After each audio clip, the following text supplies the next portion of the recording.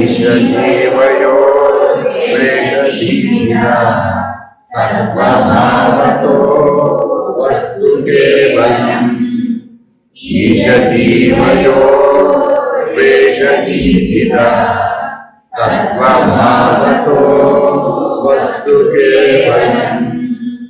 శరీరాది ఉపాధుల వలన జీవేశ్వరులలో భేదము కనిపించుతున్నప్పటికీ ఇద్దరు సత్స్వరూపులు అవడం వల్ల ఒకే వస్తువై ఉన్నారు. ఇప్పుడు మనకి నేనేమనిపిస్తున్నాను? మనం శరీరధారులం కదా. మనం ఎవరండి? శరీరధారులమేనా? శరీరధారిగా ఉన్నప్పుడు నీకు నీ గురించి నువ్వు ఆలోచించు ఉన్నప్పుడు నేను జీవుడు అనిపిస్తుందా, నేను ఈశ్వరుడు అనిపిస్తుందా? జీవుడే అనిపిస్తుంది. ఆకలేస్తున్నా కానీ బాబు నాకు. ఆ ఈశ్వరుడికి ఆకలి లేదు, పడుతుంది. ఆయనకి మనకి ఒక తేడా ఉంది. ఏమి తేడా ఉంది? ఆయనకి ఆకలి లేదు, మనకు ఆకలి ఉంది. ఆయనకి నిద్ర లేదు, మనకి నిద్ర ఉంది. ఆకలి నిద్ర, క్షుత్పిపాసాలస్య నిద్ర తమసాదులు కలిగిన వాడెవడో వాడు జీవుడు, అవి లేని వాడెవడో వాడు ఈశ్వరుడు. కానీ ఇవి రెండు వేషాలు. ఇవి రెండు ఏంటండి? రెండు వేషాలు. దీనికి వేషం ఏంటండి? వేషం ఏంటండి? మీరు మీ కుటుంబంలో భార్య మొదటి పాత్ర, రెండో పాత్ర మాతృత్వం, తల్లి. ఇంతనా కదా? ఇద్దరా ఒకళ్ళ? ఇది కూడా అంతే. రెండు పాత్రలు. జీవుడు అనేది ఒక పాత్ర అయితే ఈశ్వరుడు అనేది కూడా ఒక పాత్ర. అది బ్రహ్మాండానికి సంబంధించిన పాత్ర, ఇది పిండాండానికి సంబంధించిన పాత్ర. జీవుడు అంటే ఎవరు? పిండాండానికి సంబంధించిన పాత్ర. ఈశ్వరుడు అంటే ఎవరు? బ్రహ్మాండానికి సంబంధించిన పాత్ర. చిన్న ఉద్యోగి, పెద్ద ఉద్యోగి. చిన్న సేవకుడు, పెద్ద సేవకుడు. చిన్న అహం, పెద్ద అహం. అర్థమైనప్పుడు చిన్న పాత్ర, పెద్ద పాత్ర. ఈశజీవయో వేషహానతః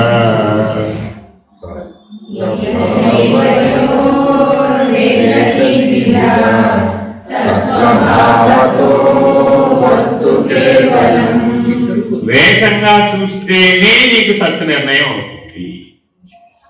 నన్ను వేషంగా, పాత్రగా, ఇప్పుడు చెప్పిన పద్ధతిగా కనుక నీకు దర్శనం రాకపోతే, అలాంటి చూపు లేకపోతే, ఇక్కడి నుంచి చెప్పేదంతా కూడా దృగ్దృశ్య వివేకం అండి. ఇక్కడి నుంచి చెప్పేది ఏంటి? దృగ్దృశ్య వివేకం. ఇంతకుముందు చెప్పినవన్నీ ఏంటి? కర్మ పరిధిలో చెప్పింది నిత్యానిత్య వస్తువే. దాని తర్వాత చెప్పింది ఆత్మదర్శనం, ఆత్మానాత్మ వివేకం. దాని తర్వాత చెప్పింది చిత్వదర్శనం. చిత్వదర్శనం దగ్గర చెప్పింది ఏంటి? కార్యకారణ వివేకం. దాని తర్వాత చెప్పింది ఏమిటి? తత్వదర్శనం. దాని దగ్గర చెప్పింది ఏంటి? సదసద్ వివేకం. ఇక్కడి చెప్తుంది ఏంటి? దృగ్దృశ్య వివేకం. చాలా జాగ్రత్తగా పట్టుకోకపోతే దృక్కు బదులు ద్రష్ట అయిపోతాం. జీవుడు ద్రష్టే, ఈశ్వరుడు కూడా ద్రష్టే. నీ జీవితానికి ఎవరు కారణం? నువ్వే. నీ జీవితానికి ఎవరండి కారణం? నువ్వే. ద్రష్ట ఎవరు? నువ్వే. నీ జీవితం అంతా దృశ్యమైతే ఎవరికి అనుభవం వస్తుంది? ఆ జీవితానుభవం నాకే కలుగుతుంది. నేను ద్రష్ట. నీ జీవితానుభవం ఎవరికి? నీకే ఈశ్వరుడుగా, నీకే ద్రష్టకి. ఎవరైతే ఆ అనుభవాన్ని పొందుతున్నాడో, అనుభవిస్తున్నవాడెవడో వాడే ద్రష్ట. అనుభవించబడేది దృశ్యం. అనుభవించబడేది దృశ్యం. అర్థమైందండి? బ్రహ్మాండం అనే దృశ్యం ఎవరికి ద్రష్ట? బ్రహ్మాండం కూడా దృశ్యమే. ఎవరు ద్రష్ట? ఈశ్వరుడు. బ్రహ్మాండం అనే దృశ్యానికి ఈశ్వరుడు ఎవరండి? ద్రష్ట.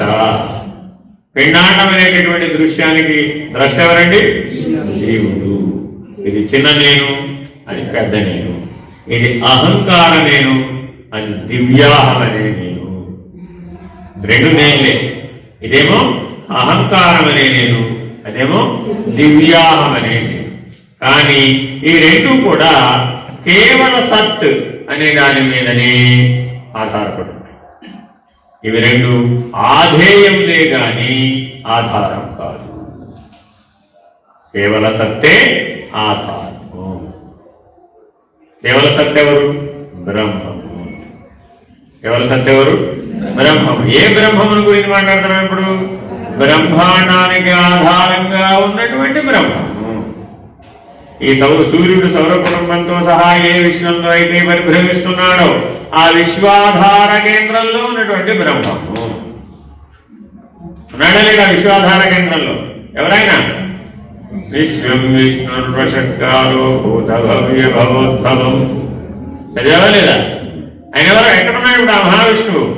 విశ్వాధార కేంద్రంలో ఉన్నాడు. ఎలా ఉన్నాడండి ఆయన అక్కడ? శాంతాకారం భుజగశయనం పద్మనాభం సురేశం విశ్వాధారం గగన సదృశం శుభాంగం లక్ష్మీకాంతం కమలనయనం యోగి హృద్యానగమ్యం వందే విష్ణుం భవభయహరం సర్వలోకైకనాథం. ఎంత సూటిగా చెప్పారు చూడండి, ఎలా ఉన్నాడు? శాంతాకారం. ఈ సద్రూపం అనేటటువంటి బ్రహ్మము నిర్ణయమైనటువంటి వాడు ఎలా ఉంటాడయ్యా? వాడి గురించి చెబుతున్నాడు. అక్కడికి వెళ్ళి వెతుక్కోకర్లే. బ్రహ్మనిష్ఠుడైనటువంటి వాడు, సద్గురుమూర్తి అయినటువంటి వాడు, బ్రహ్మర్షి అయినటువంటి వాడు ఎలా ఉన్నాడయ్యా? శాంతాకారం భుజగశయనం. భుజగశయనం అంటే ఒక ఆర్టిస్ట్ ని పిలిచాం, ఈ శ్లోకం చెప్పాం. ఒక ఆర్టిస్ట్ పిలిచి ఏం చేసామండి? ఈ శ్లోకం చెప్పాం.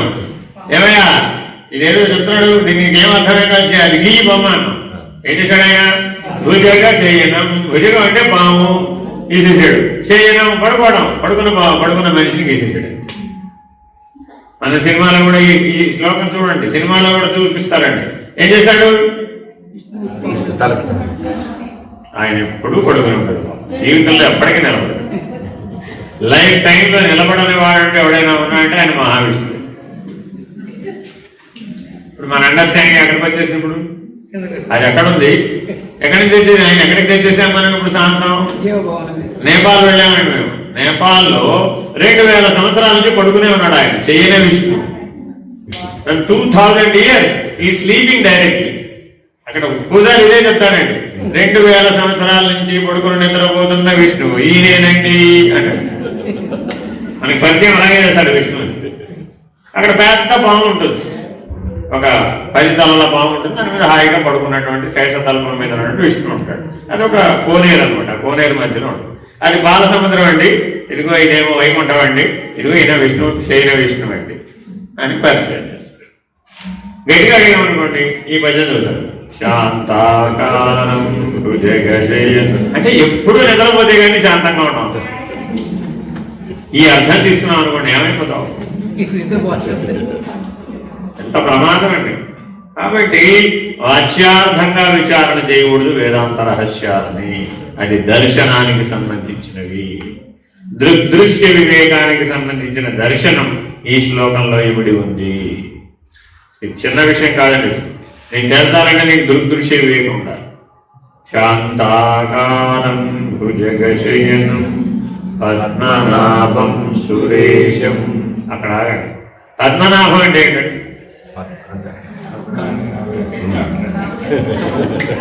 అంటే బొమ్మ గీసేసాడు అంతే. ఎక్కడో ఒకటి గీయాలా వద్దా? నాభి కమలం అన్నా లేదా? నాభిలో నుంచి ఓ బొమ్మ గీసేసాడు. ఆ కమలంలో బ్రహ్మగారు అంటే అక్కడ ఉద్దేశం. That doesn't mean it. బ్రహ్మాండం అనేది ఒక పద్మం. విశ్వం అనేటటువంటి ఆవరణలో బ్రహ్మాండం అనేది ఒక పద్మం. అది ఒక సరస్సు. ఆ విశ్వం అనేటటువంటిది ఒక సరస్సు. ఆ సరస్సులో కూర్చున్న పద్మం ఏమిటి? బ్రహ్మాండం. అదేనండి. శాంతాకారం భుజగశయనం. విశ్వం అంతా ఎలా తిరుగుతుందండి? చూసారు ఎప్పుడన్నా? గెలాక్సీ అనంత శయనం. ఆ వాసుకి ఒక చుట్టుకున్నటువంటి పాము అదేనండి ఇన్యాన్ అని జపాన్లో ఒకటి ఉంటుందండి. ఏమంటారండి?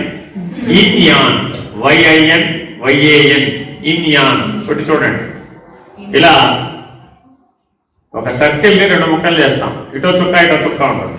ఇది బ్లాక్ కలర్లో, అది వైట్ కలర్లో ఉంటుంది. ఇది ఇన్యాన్ అంటారు. ఇది దాన్ని సూచిస్తుంది అనమాట. ఆ విషయం ఇలా తిరుగుతూ ఉంటుంది అనమాట. దాన్ని ఏమంటారు? ఒకటి ఇలా తిరుగుతుంది, ఒకటి ఇలా తిరుగుతుంది. మన రోటోడైనమో ప్రిన్సిపల్ ఉందా లేదా? రోటోడైనమో ప్రిన్సిపల్ ఏమవుతుంది? ఒకటి ఇట్లా తిరుగుతుంది, ఒకటి ఇట్లా ఆపోజిట్ సైడ్ తిరుగుతుంది. అలా 2 వ్యతిరేక బలాలు ఒకదానితో ఒకటి పోటీ పడటం వలన విశ్వం వ్యక్తమై, 2 బలాలు అపసవ్య దిశలలో ఘర్షణ పడటం వలన విశ్వం వ్యక్తమైంది. ఆ ఉన్నటువంటి స్థితి భుజగ శయనం. అర్థమేనండి? ప్రాణము మనస్సు అనేటటువంటి 2 బలాలు అపసవ్య దిశలలో ఘర్షణ పడటం వలన సృష్టి వ్యక్తమైంది. ఇలా ఎక్కడ దాకైనా చెప్పచ్చు. ఈ అన్వయాన్ని ఎక్కడ దాకైనా చెప్పచ్చు. సో మీరు ఈ శ్లోకాన్ని జాగ్రత్తగా దేనికి అన్వయం చేసుకోవాలంటే ఇప్పుడు దృగ్దృశ్య వివేకానికి సద్బ్రహ్మ అనేటటువంటి నిర్ణయం దాకా తీసుకువెళ్ళాలి. బ్రహ్మాండ అధిష్టానం, అనంత విశ్వానికి ఆధార స్థితిలో ఉన్నటువంటి మహావిష్ణువు. తర్వాత